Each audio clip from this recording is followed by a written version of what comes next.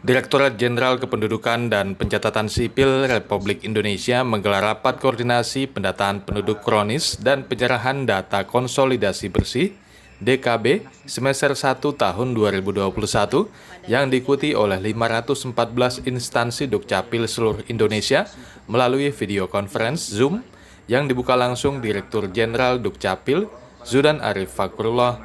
Menyambung hasil rapat kabinet pekan lalu, seperti disampaikan Presiden Joko Widodo, di Indonesia masih terdapat penduduk miskin kronis, yaitu penduduk miskin yang dikategorikan miskin tanpa dipengaruhi adanya kebijakan karena kondisi darurat negara yang berbanding terbalik dengan miskin sementara yang dipengaruhi karena kebijakan dikarenakan adanya bencana nasional seperti pandemi COVID-19 saat ini yang sangat mempengaruhi kondisi ekonomi.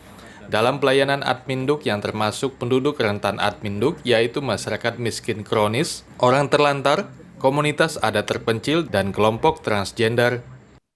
Dari rapat kabinet terbatas pekan yang lalu, Bapak Presiden menyampaikan tentang adanya kategori penduduk miskin kronis. Ini kalau di dalam program PKH berada di desil 1, kelompok yang terbawah. Jadi kalau dari sisi kemiskinan itu ada dua, kemiskinan yang sifatnya kronis dan kemiskinan karena kebijakan ataupun karena bencana, baik bencana alam, bencana sosial maupun pandemi. Karena kebijakan misalnya, karena kenaikan harga BBM yang tinggi, orang menjadi miskin, ini kemiskinannya sementara. Kemudian ada pandemi COVID-19, kehilangan pekerjaan, dia menjadi miskin, miskinnya sementara. Ada bencana alam, gempa bumi, banjir, tanah longsor, dia terkena bencana, miskin sementara. Tetapi kalau yang miskin kronis, tidak ada banjir, tidak ada bencana, tidak ada pandemi, tidak ada perubahan kebijakan, dia tetap miskin. Dan salah satu problem yang kemarin muncul adalah ada informasi bahwa ada penduduk-penduduk yang belum memiliki NIK. Oleh karena itu kita harus memastikan apakah apakah yang kemarin terlontar itu betul seperti itu. Nah, kita harus memastikan bagaimana langkah-langkah yang sudah kita lakukan. Misalnya yang dilakukan oleh DKI Jakarta, pendataan di Tanah Merah. Ternyata sudah terdata banyak sekali. Yang dulu dikatakan tidak memiliki NIK, tidak terdata, ternyata sudah didata dengan sangat baik. Oleh karena itu, kita harus menjelaskan, nanti bisa menjelaskan bahwa kita melakukan pendataan. Kalau ada yang terlewat, bisa jadi iya. Ada warga masyarakat yang belum terdata. Nah, oleh karena itu, nanti Pak Yama agar menjelaskan pendataan penduduk miskin kronis ini. Kalau di dalam kategori Adminduk disebut dengan pendataan penduduk rentan, yaitu orang-orang yang belum terdata secara Adminduk. Saat ini tercatat jumlah penduduk Indonesia semester 1 tahun 2021 sebanyak 272.229.372 jiwa dengan jumlah penduduk laki-laki 137.521.557 jiwa yang lebih banyak dari penduduk perempuan yang berjumlah 134.707.815 jiwa dengan jumlah kepala keluarga tercatat sebanyak 86.928.511 dengan jumlah perekaman sudah mencapai 98,50% seluruh Indonesia. Secara khusus untuk wilayah Papua dalam rakor tersebut, Direktur Jenderal Dukcapil Zudan Arif Fakrullah meminta agar digelar rapat koordinasi khusus dalam pekan ini untuk mendata penduduk rentan Adminduk setelah mendengar pemaparan laporan Adminduk Provinsi Papua, di mana ada beberapa kabupaten di wilayah Provinsi Papua yang perekaman KTP elektroniknya masih di bawah 70%. Begini ya, ini kan Papua itu termasuk yang perekamannya juga kurang. Nah, oleh karena itu perlu rakor khusus nih. Iya, Pak. Iya, Pak. Dan Korwil serta PJ Papua, tolong pekan ini paling lambat pekan depan rakor khusus Provinsi Papua sebagaimana Maluku untuk pendataan penduduk rentan ini. Karena saya cermati PR-nya besar di Provinsi Papua ini. Tolong sampaikan ke Bu Kadis ya, Bu Rosdiana. Iya, Pak. Siap. Iya, Pak. Siap. Segera dihubungi kabupaten kotanya, kita akan rakor khusus Papua ya. Nanti bersama dengan Iya, Pak. Siap. Saya pimpin, nanti Pak Yama dan Siap, sama-sama. Pak. Ya, Bu Rosdiana, terima kasih. Pak Alan, terima kasih. Kabupaten Mimika dalam upayanya melakukan pendataan penduduk telah mengupayakan berbagai inovasi, mulai dari melakukan jemput bola pelayanan Adminduk sampai ke wilayah pedalaman Mimika, serta melakukan pelayanan berbasis aplikasi yang ditujukan untuk mempermudah masyarakat dalam perekaman kependudukan.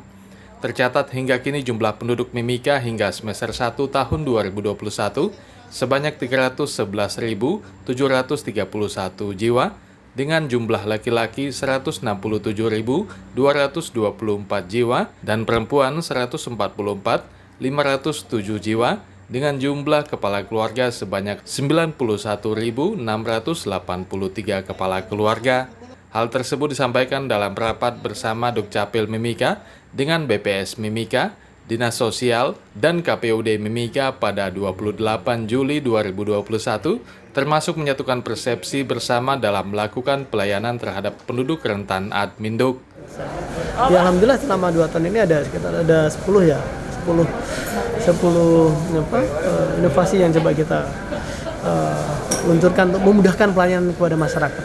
Sebenarnya targetnya hanya itu, ingin pelayanan penduduk semakin mudah, semakin cepat, semakin bisa diakses dengan publik dari kapan saja, kapanpun, dimanapun.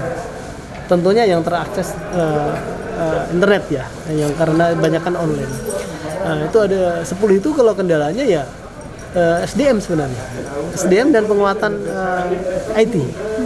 Jadi karena semua praktis hari ini, semua inovasi harus berhubungan dengan teknologi informasi. Tapi alhamdulillah dengan sumber daya yang ada, aparatur sipil negara yang ada di Dukcapil, ya kami terus berbenah, terus belajar, dan kami banyak juga mendengar aspirasi dari masyarakat, karena masukan baik secara online di media sosial ataupun juga yang disampaikan secara langsung lewat pertemuan-pertemuan seperti ini. Kami coba terus berbenah, memperbaiki kekurangan, memperbaiki kinerja, sehingga semata-mata ingin terus memberikan pelayanan yang baik kepada masyarakat, mendekatkan pelayanan kepada masyarakat. Yang lalu misalnya yang di saat kita 80 personel, sekarang tinggal 40, toh kami masih mampu menjalankan. Logikanya harus kolaps itu kantor Dukcapil sebenarnya gitu. Tapi cepat kami harus bisa beradaptasi dan ya meremover ya, transformer gitu ya. Mentransformasi layanan dan mentransformasi kemampuan diri tim, sekali lagi tim. Kalau di Dukcapil itu nggak bisa kerja single. Kita tim, jadi antara di pendaftaran penduduk, di catatan sipilnya, di pihaknya, di sistemnya, di inovasinya harus terlalu tersinergi. Jadi pelayanan urut. Orang ngurus KK juga nanti endingnya ada KK, ada KTP, ada ya. KK, ada KTP, akta, ada KIA. Jadi satu tersistem seperti itu. Dan ditangani oleh orang yang berbeda seperti itu. Tetapi harus bisa endingnya dalam satu. Itu. Kalau di ke depan sebenarnya masih ada 2 yang kami persiapkan sebagai inovasi, yaitu salah satunya dengan Kementerian Agama. Kalau tadi dengan Pengadilan Agama kan ada Padukasip. Nanti kita ingin orang yang baru menikah, di Kementerian Agama itu langsung juga mendapatkan dokumen KTP barunya sebagai suami istri dan juga kakak barunya. Nah, dan nanti dari kami keluarkan dokumen itu, yang dokumen satunya yang buku nikah atau kartu nikah nanti akan dikeluarkan oleh Kementerian Agama. Ini sedang dalam tahap koordinasi, mudah-mudahan dalam waktu dekat ini kita bisa realisasikan itu. Acara hari ini bagus. Sebagai kami pemerintah daerah, tugas kami untuk menjawab visi misi Pak Bupati Mimika cerdas, aman, damai, dan sejahtera diwujudkan melalui langkah-langkah sementara ini. Satu langkah yang paling penting adalah data harus satu. Bicara data berarti harus kita kolaborasi, kita harus sinergi, dan kita akselerasi. Supaya data itu bagus, otomatis kelompok sasaran juga tepat. Kalau kelompok sasaran tepat berarti minimal Timika sesuai dengan visi misi Bupati itu pelan dari waktu ke waktu bisa diperbaiki supaya masyarakat kita dari seluruh pelosok ini merasakan pemerintah Kabupaten Mimika, Bupati Tino Sumalen sama Pak John Detop sudah hadir memberi mereka manfaat yang luar biasa, sehingga pertemuan hari ini sangat penting dan sangat strategis karena bicara kebijakan itu bicara data. Hari ini data tidak benar, kebijakan akan meleset. Sehingga data ini harus satu, harus terpadu, tersistem dan integrasi, sehingga pertemuan hari ini itu luar biasa dan kami sangat dukung. Kami Dinas Sosial selama ini rasa berterima kasih kepada Dinas Dukcapil karena banyak hal yang kami sudah dapat dari kerjasama dengan mereka. bahwa ini terjadi hanya karena ada kolaborasi, ada integrasi, dan ada keterpaduan kerja. Tidak lagi sektor-sektoral, tapi harus sudah menjadi tim. Ibarat orang main sepak bola, tidak ada lagi kau kapten, kau back, kau ini. Semua tim sepak bola yang harus kita cari kemenangan. Terima kasih, selamat siang.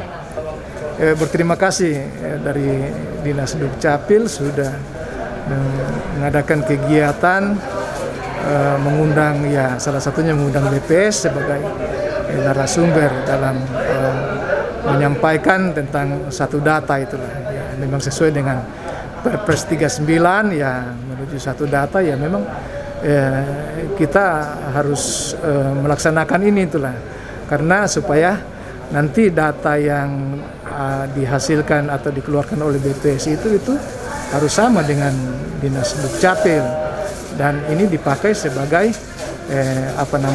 data untuk evaluasi perencanaan ya kan pembangunan itu di daerah dan juga untuk salah satunya menentukan nantinya ya di tingkat pusat menentukan dana alokasi umum kan itulah salah satu indikatornya di samping indikator PDRB, indeks kemahalan konstruksi itu yang nanti bisa indeks pembangunan manusia juga itu ya memang sangat baik ya banyak masukan juga dari atau pertanyaan dari peserta ya yang nanti bisa dikembangkan selanjutnya itulah. Tim Liputan Papua MCTV.